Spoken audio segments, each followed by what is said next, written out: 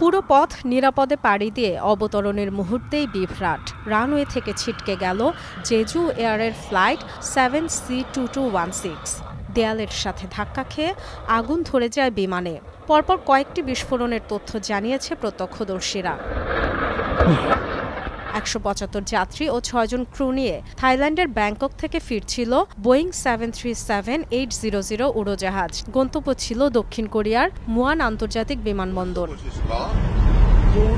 তবে হলো না শেষ রক্ষা। আগুন নেভাতে দ্রুত কাজ শুরু করে ফায়ার সার্ভিস। বিমানের পেছন দিক থেকে দুজনকে জীবিত উদ্ধারও করা হয়।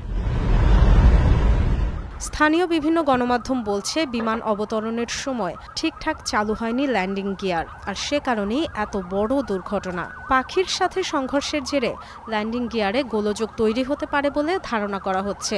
তবে এখনই কিছু বলতে নারাজ দক্ষিণ কোরিয়ার এভিয়েশন কর্তৃপক্ষ। তদন্ত শুরুর কথা জানিয়েছে তারা। ধারণা করছি পাখির সাথে ধাক্কা অথবা বিরূপ আবহাওয়া পরিস্থিতি দুর্ঘটনার কারণ হতে পারে। পরবর্তীতে তদন্তের ভিত্তিতে জানা যাবে সঠিক কারণ। আমরা সর্বোচ্চ চেষ্টা করেছি আরও কাউকে জীবিত উদ্ধার করা যায় কিনা। তবে ঘটনাস্থল পরিদর্শন করে এটাই বলতে পারি যে আমি হতাশ। জেজু এয়ার কর্তৃপক্ষ জানিয়েছে বিধ্বস্ত বিমানটিতে থাইল্যান্ডের 2 যাত্রী ছিলেন।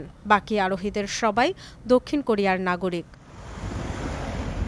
পুরো বিশ্বেই নিরাপদ হিসেবে বিবেচিত দক্ষিণ কোরিয়ার এভিয়েশন। বিমান সংস্থা জেজু এয়ারও এত বড় দুর্ঘটনার সাক্ষী হয়নি এর আগে।